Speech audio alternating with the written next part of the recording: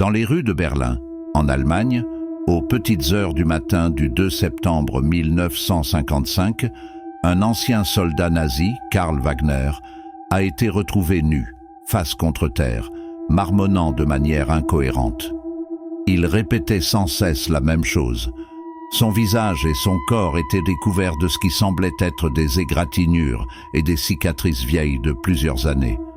Il a été conduit au commissariat le plus proche, où il a été interrogé. Une perquisition dans son appartement a révélé des choses extrêmement inquiétantes. Quelque chose d'horrible s'est également produit pendant la perquisition. Il s'agit d'un entretien avec Karl, ainsi que d'un témoignage direct de l'un des policiers qui ont fouillé son appartement. Il a été traduit en anglais en 1978. Intervieweur: que faisais-tu face contre terre dans la rue? Karl: j'ai essayé de me boire jusqu'à mourir pour pouvoir mourir, mais j'ai visiblement échoué. Intervieweur: dis-moi pourquoi tu veux mourir. Karl: il n'arrête pas de m'appeler. Intervieweur: qui n'arrête pas de t'appeler? Karl: âme morte.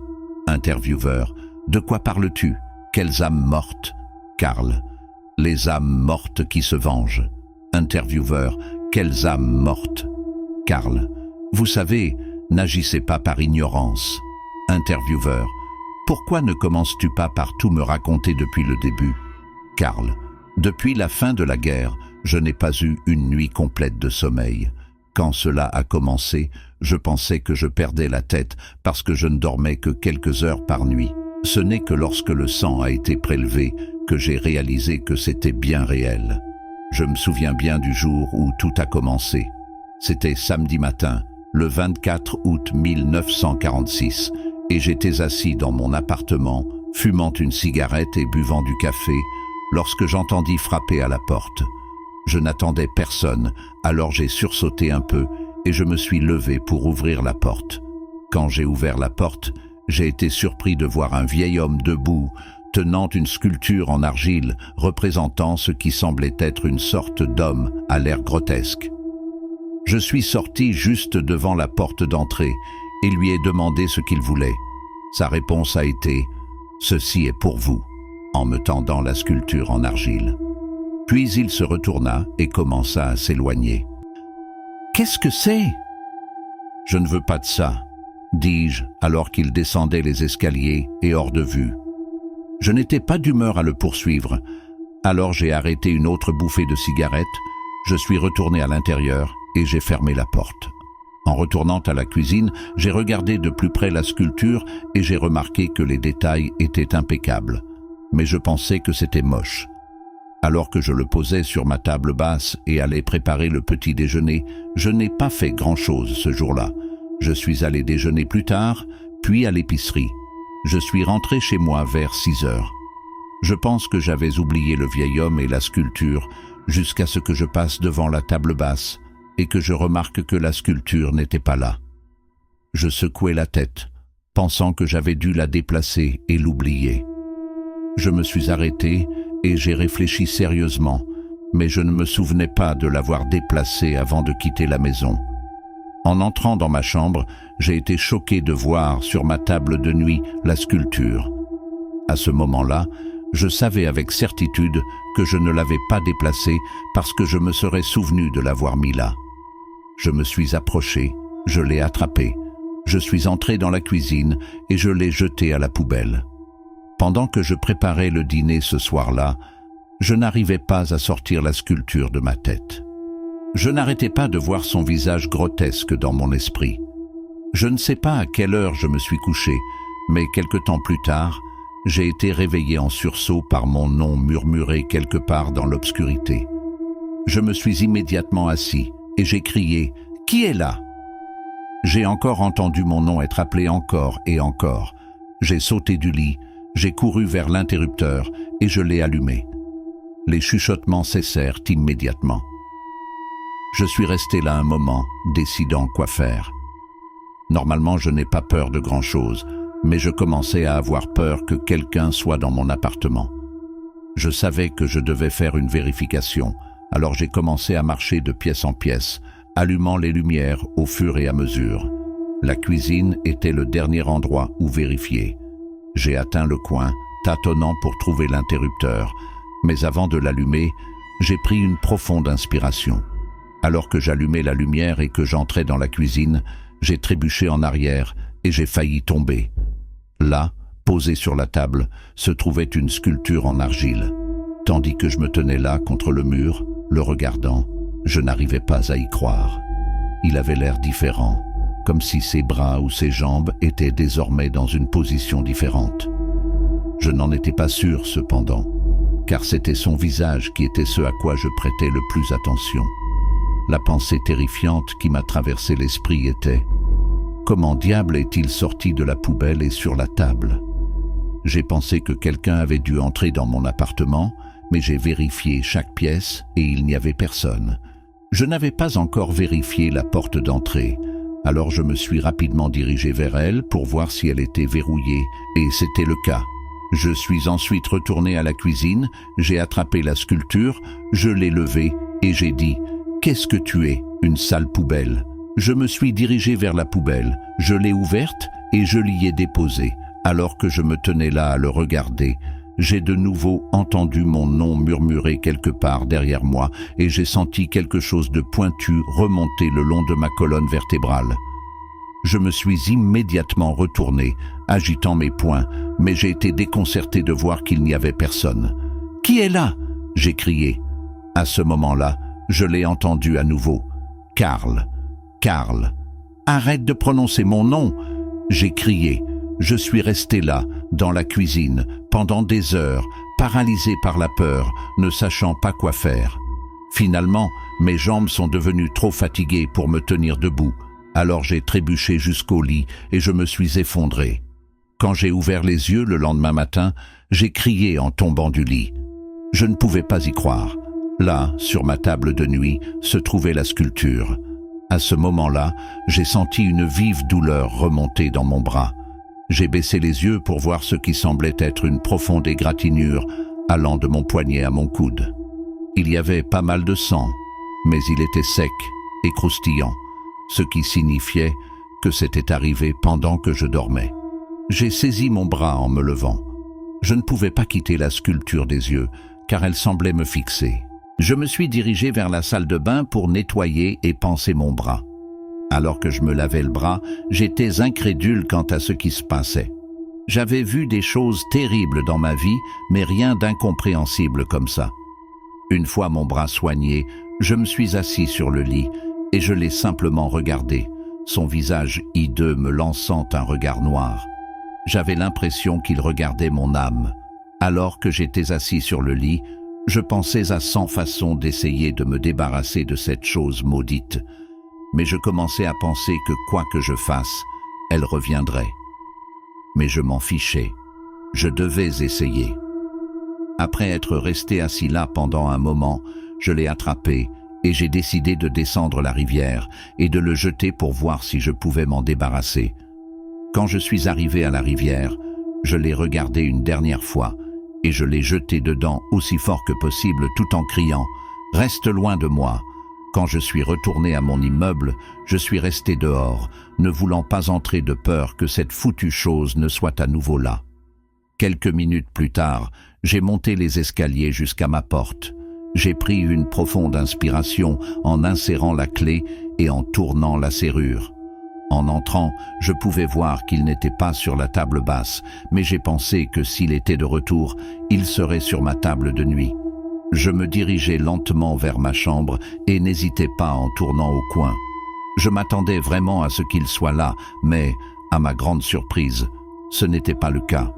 J'ai poussé un soupir de soulagement, puis je suis allé à la cuisine prendre une bière et quelque chose à manger. Je suis resté assis sur le canapé le reste de la journée, me saoulant jusqu'à m'endormir. La prochaine chose dont je me souviens, c'est que tous mes muscles et mon corps se tendaient et qu'une douleur extrême me parcourait le corps. J'ai ensuite été projeté en l'air et, lorsque j'ai heurté le plafond avec une telle force, cela m'a cassé le nez ainsi que plusieurs autres os. J'ai ensuite été ramené sur le canapé et j'ai eu l'impression que quelque chose me retenait et que je ne pouvais pas bouger. Je n'oublierai jamais la douleur que j'ai ressentie lorsque toute ma jambe droite a été égratignée à plusieurs reprises. J'ai supplié et crié de douleur pour que ça s'arrête, mais ce n'est pas le cas. Je pouvais sentir la chaleur de mon sang alors qu'il s'échappait de mon corps. J'ai fini par m'évanouir à cause de la douleur. Quand j'ai ouvert les yeux le lendemain matin, j'avais envie de mourir. Alors que je m'asseyais lentement sur le canapé, je pouvais voir qu'il y avait beaucoup de sang. Je sentais que mon nez était enflé et plusieurs de mes doigts, ainsi que mon bras gauche, étaient cassés. Je savais que je devais consulter un médecin, alors je me suis levé et je suis allé dans ma chambre pour me changer. En entrant dans la pièce, je suis tombé contre le mur en criant de manière hystérique. « Non !»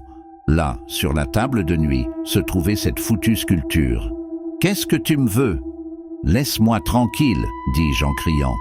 La douleur physique que je ressentais était presque trop lourde à supporter. Alors j'ai rassemblé des forces, je me suis changé et je suis allé à l'hôpital qui se trouve juste en bas de la rue. C'est comme ça depuis des années. J'ai eu tellement de fractures au fil des ans et j'ai perdu tellement de sang que j'ai arrêté d'en faire le suivi. Chaque nuit, il m'appelle et la douleur m'est infligée. J'ai essayé de me suicider plusieurs fois, mais soit je tombe, soit je n'ai pas le courage de le faire. C'est presque comme si je n'avais pas le droit de me suicider, comme si quelque chose m'en empêchait. 2 policiers ont été envoyés dans son appartement pour enquêter, voir ce qu'ils pouvaient trouver et s'assurer que personne d'autre n'habitait là. Il s'agit d'un récit de première main raconté par le policier Peter Meyer. On nous a seulement donné un bref aperçu de ce qui est arrivé à M. Wagner, puis on nous a demandé d'aller fouiller son appartement à la recherche de tout élément suspect et de nous assurer qu'il n'y avait personne d'autre à l'intérieur qui pourrait être blessé ou en danger. Quand nous sommes arrivés dans l'appartement, la porte était légèrement entrouverte. Alors que je levais la main pour ouvrir la porte, c'était comme si je pouvais sentir une présence à travers la fente de la porte. Je pouvais aussi sentir ce qui ressemblait à de l'air chaud et humide qui traversait la porte. Crac! J'ai regardé mon partenaire, Otto, pour voir s'il avait remarqué ce que j'avais, et je pouvais dire à son expression que ce n'était pas le cas. Il me regardait comme s'il avait hâte d'entrer et se demandait ce que j'attendais. J'ai lentement poussé la porte et j'ai ouvert la porte. Je suis entré avec Otto juste derrière moi. J'ai commencé à scanner la pièce voisine lorsque j'ai remarqué quelque chose d'étrange à propos du canapé. Il avait l'air blanc et rouge, mais la couleur rouge n'avait pas sa place. Je me suis approché et j'ai pu voir qu'il était autrefois presque blanc, mais maintenant il était taché de rouge par le sang. L'odeur du sang dans l'air était également épaisse. C'était presque enivrant.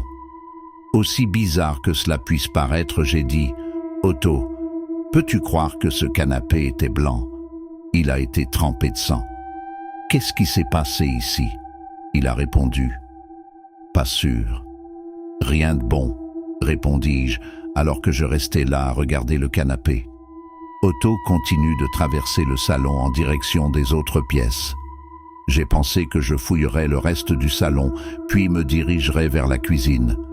Je me suis dirigé vers un placard et j'ai commencé à le parcourir quand soudain, j'ai entendu Otto crier avec horreur. « Qu'est-ce que… » Sa phrase a été interrompue.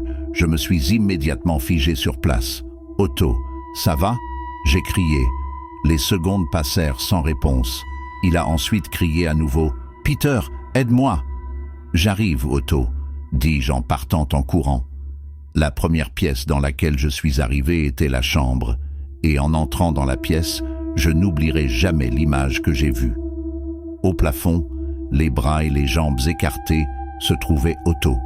Il était torse nu et avait été ouvert de l'aine au sternum. Ses entrailles pendaient, certaines gisaient sur le lit.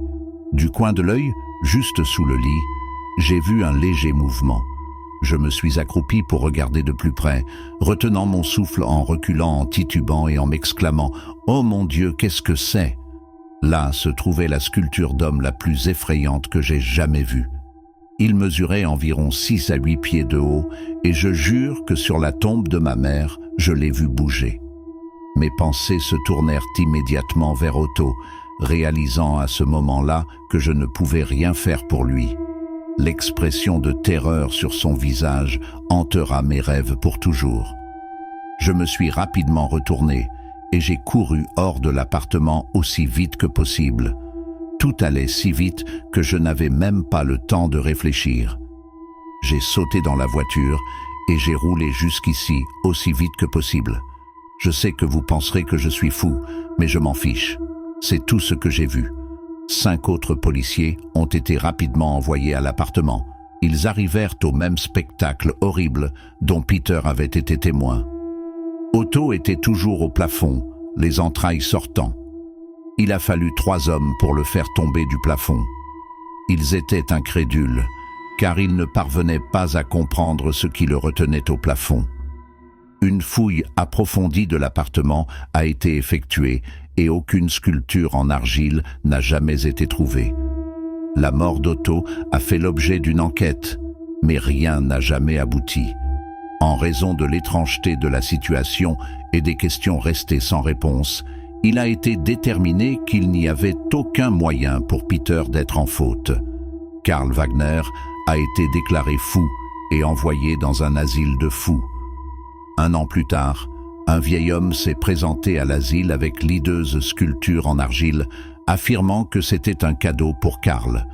Karl et Otto étaient tous deux d'anciens soldats nazis. Pour plus d'histoires d'horreur effrayantes, abonnez-vous.